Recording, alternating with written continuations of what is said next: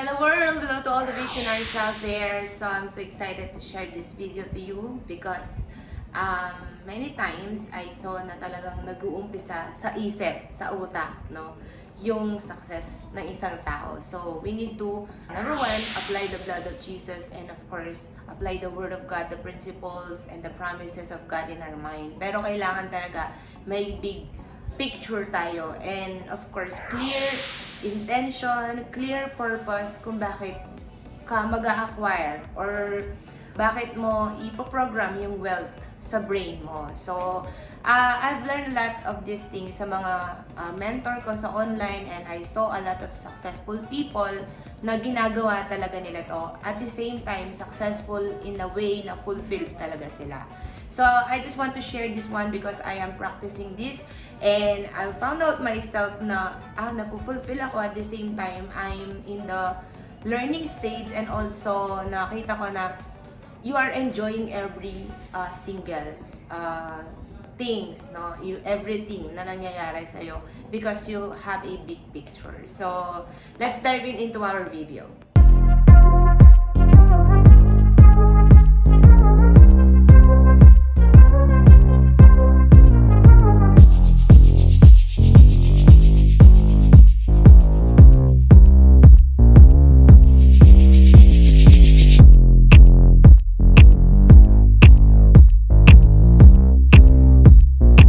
Alright, so let's read this passage from the Word of God, which is never stop dreaming. Kaya let's encourage one another, never stop dreaming, especially when you know your purpose and your higher calling. Let's read this Word of God. Psalms chapter 37 verse 4, delight yourself in the Lord and He will give you the desires of your heart. Ulitin natin. Delight yourself in the Lord and He will give you the desires of your heart. You need to delight yourself to God. He will direct us. He will help us. He will purify our motives. He will lead us into fulfillment. So let's take this Word of God so that we can have a true success. So mag-dive in na tayo sa how to program our brain for wealth. No? How millionaires, actually the people who are successful, multi-millionaires, billionaires, they are programming their brain for the wealth. So number one that nakita ko talaga is kailangan natin talagang, number one, we need to release our money story and create financial future. So how do I mean with that?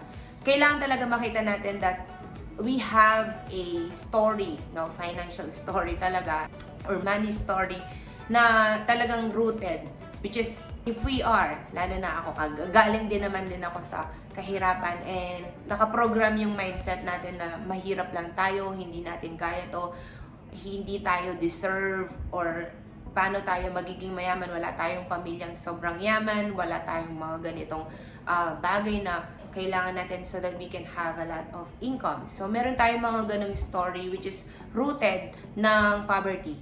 Yan. So we need to break that money story, financial story that we have. So we need to break that by the blood of Jesus at gagawa tayo ng financial future. Yan. So if they can, we can do also. So maraming mga example, actually sa mga successful people, I saw a lot of successful people na hindi naman talaga sila ganun kayaman. They don't have, meron lang leverage yung mga naging successful na because galing sila sa mga successful family. Pero meron din talagang mga taong hindi successful pero nag-create sila ng financial future. So, pwede pala natin gawin yun. Yun pala yung isang naging malinaw sa akin that we need to be intentional to create a financial future. So, sabi nga, this is the reality. Money does not define us. Money cannot define us. Alam mo, kung talagang yung pera ang nagdi-define sa tao, yun ang mahirap. Yun ang nagiging pangit. So, if the money will define you, palagay ko, hindi talaga yung fulfilling life yun eh. Kundi yung, kaya mo i-acquire yung ganong financial future because you have in your heart to help, you have in your heart to share, and you have a generosity spirit. Yan. So, kailangan talaga makita natin yon. And remember that money is only a tool. So, example natin. Ang gagawin natin talaga for this exercise, so gagawa tayo ng exercise. I will do this and I release my money story and I want to burn all the things na nakakapagpa-stop sa akin to have a financial future.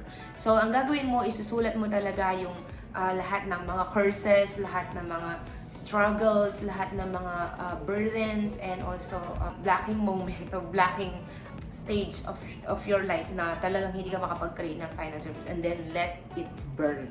Yan. Ulit-ulitin natin yon hanggang sa mawala sa ating mga isip na mahirap ka, wala kang kayang gawin, ganyan ka na lang. No, we are children of God and He has a promise for us. So that is one that I can share to you. Release your money story and create financial future. You can do it. We can do that. And if they can, we can do that also. So number 2 that I learned also to all my mentors is we need to create our money number fulfillment or the fulfillment money numbers. Yan. So, makikita natin yan na meron pala tayong mga fulfilling numbers. So, akala natin if we have 1 million, we are so fulfilled. If we have a multi-million, we are so fulfilled. The reality is, kung makikita mo, how we can do that, gagawin natin talaga is we need to monitor our expenses. Yung expenses natin is housing, food, and bills, and debt. Kung meron kang mga utang-utang, credit card or something, loans, housing loan or something, no, ilalagay mo lahat yun, and then you will see that na etong mga numbers na to, ito yung talaga yung priority ko. And after that, we can also write all the things na makakapag-fulfill sa atin. So for me, number 1 thing is the vision, no, talagang fulfillment is there. The conferences, the mentorings, sa mga ginagawa natin, so serving the church and giving, sharing also, and seeding, and also giving my tithes, giving my first fruit, giving my love offering or pledges, no, kung ano man yun.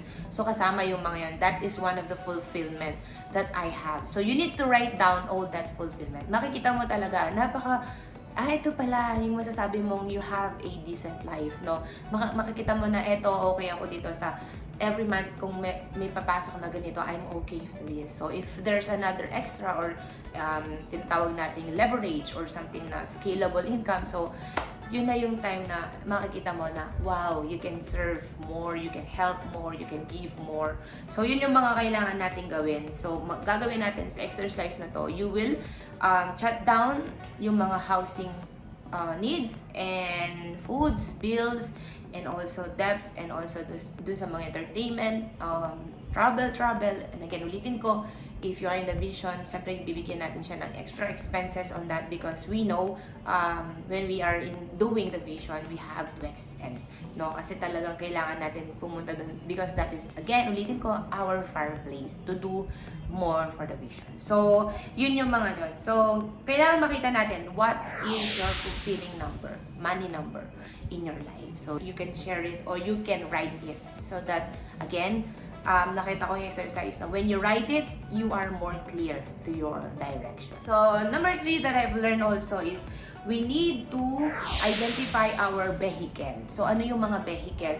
Ibig sabihin ng vehicle, hindi yung sasakyan. Hindi lahat yung mga, may tricycle or kotse or SUV or something, van or something. No, not that kind of vehicle. Vehicle is the things that can give you A to B. Kumbaga, from A, makakapunta ka ng B. Yan. From A to C, like that. So, ano yung mga vehicle na yon? So, ano yung mga gagamitin mo? Number 1, vehicle that I know is entrepreneurship. So, if you are an entrepreneur or if you are a business people, business person, so, I believe, amen, na meron talagang possibility to have this kind of wealth in your life, no, yung fulfilling wealth talaga. So, what is your vehicle? Something naman yung iba na talents nila, no, they are doing that. Of course, pag may talents ka, you know how to also be a entrepreneur to your talent. So, ano yung mga yon? Some people, they are doing for their work, but most of it, I know the vehicle, the best vehicle that can help you to program your life into wealth is the entrepreneurship. So, you need to identify that vehicle. What is the best vehicle for you to go? Again, ulitin ko, from here, sa sitwasyon mo ngayon, doon sa pangarap mong stage o status ng life mo. So, identify that vehicle so that you will know. And of course, kapag nalaman mo, you can have an action. Ano yung gagawin mo para yung vehicle na yon gamitin mo at makapunta ka dun sa destination mo. Yan. So, you need to identify your vehicle to create wealth. So kailangan talaga meron tayong mga ganong factor. So, number 4 is you need to create or you need to find your $1 million plan. Ayan. So, dinalar ko na para makita natin. Multi-million. Parang ganon. So, we need to have that plan. For me, I have a multi-million dollar plan or I will be a multi-millionaire. Actually, alam nyo, one time nag-pray kami sa Pinyel sa Prayer Mountain and I gave generously to the one of the owner na anak niya, no? And I give something like penny, no? Yung bagong mga penny, yung 20 pesos. And he declared that the Lord will bless you. Papalitan niya to ng milyon-milyon, sabi niya. I received, sabi ko, but sabi niya, ay sandali na, hindi lang million, billion. And I received that. Amen. Because I have a $1 million plan. So, what is your $1 million plan? Kung bibigyan kang pagkakataon ni Lord at may desire kang gano'n na maging milyonaryo, ano yung plano mo? Kasi one time in my life, I saw na kahit magiging milyonaryo ka, kahit magiging bilyonaryo ka, if you don't have a things, no, talaga na magpapa-fulfill sa'yo para magkaroon ng ganon. I think, yeah, successful ka dun sa bagay na yun, but you don't have a bigger purpose on that. So, kailangan magkaroon tayo ng much desire in a bigger purpose. We need to have that money, the bigger money with a meaning. Because, alam natin, merong reason si Lord kung bakit pagpapalain na tayo ng ganun. So, you need to have a big reason why God will give you a lot of money. Amen? So, 10 things that I will do in $1 million. So, I will give you some na gusto ko talaga pag nagkaroon ako ng mga $1 million and million pesos. Diba? So, number 1 is in my heart. I don't want to hide it for you. I have a big desire that I can bless my father and mother, both side, yung mga biyanan ko at mga magulang ko talaga. Their dream houses, their allowances na hindi na nila kailangan pa na maghanap. No, I want them to have the fulfilling life, enjoying the life that they have, enjoying the rest of the time na meron sila. Of course, I will buy a car for them. That is my $1 million plan. And of course, to our pastor and mom shade, so to our mentors, yung aming pastor, yung aming senior pastor, also a house kasi nanguupa lang sila and I want to be part talaga dun sa pagkakaroon nila ng bahay also and support them also to the higher calling that we have and doing the vision. And of course, giving them a car too. And alam mo, meron kaming project ngayon, yung building project namin, which is naniniwala ako, God will gonna bless me that I will be part of that building project. Yan. So, yun yung isang, yun, mga sinishare ko sa inyo yung mga $1 million plan ko. Yan. So, and of course, medyo huli-huli din konti, pero alam ko, God will gonna honor my heart because I have my dream house, yung talagang gusto ko, yung talagang pinlano. And of course, I want to have a cafe, restaurant, no? Parang ganon. And then, a restaurant also for my child kasi mahilig siya sa planet. So, I know someday I will gonna fulfill that. And of course, speaking engagements and also enjoying traveling, especially doing the vision, yung pupunta ng Asia Conference, Bugalo Conference, like that, diba?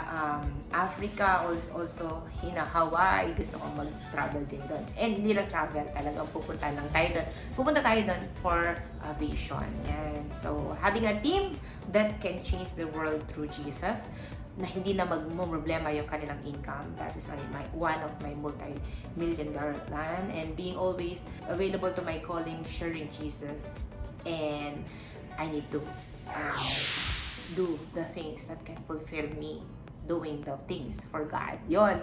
Actually, yan na yung mga multi-million dollar plan na slightly pa lang, pero alam ko marami pa akong gagawin. Pero ito talaga, actually this is one of the biggest reason why I'm doing entrepreneurship. why I am diving into this kind of career. Kasi talagang naniniwala ko, God put that into my heart. And that's why I know also the things na pain ng mga taong gusto kong tulungan. This is one of the reasons. So, again, ulitin ko, they exercise this. Lahat ng mga naging successful, they start from zero. They start and begin to visualizing, planning, reprogramming their mind, and also helping themselves to achieve that goal. So, I hope this video helps you also to learn that if we will delight ourselves into God, into the Lord, He will give the desires of our heart. Alam niya yung desire ng puso natin. But one thing that I've learned is you need to be faithful, you need to be pure, you need to have a good intention on it so that masasabi mong fulfilling yung life mo. So, I hope it helps you a lot also. In my part kasi talagang tinulungan ako and I'm so excited again. Ulitin ko, slowly but surely, the success that comes from God is fulfilling talaga. So, and before I end this video, I have a Facebook group, no? Kung gusto mong sumali din sa mga G12 people na nagpe-pray ng business nila, especially online business. So, I have a training, especially this April 17, no? I have a videos na talagang magte-train at makakatulong dun sa mga ideas, dun sa mga plano, at sa mga gusto mong gawing business sa online. So, I hope it inspires and help you also to have a motivation to do that.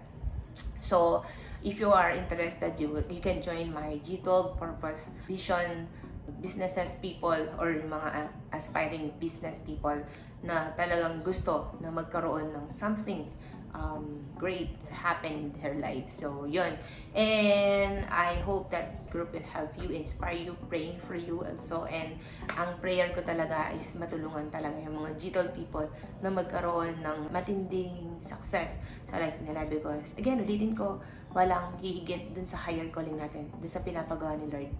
Doing the vision, helping people, sharing Jesus to other people, evangelizing, discipling, sending people, and many more. So, I hope it inspires you a lot. Don't forget to subscribe into my YouTube channels so that you can have a lot of inspiration, a lot of planning, and also doing your purpose while having a good and fulfilling and purposeful business online. So, again, this is Jhem Salcedo, and don't forget to subscribe. Kung hindi ka pa nagsusubscribe, please, you're helping me to reach more G12 people in the algorithm.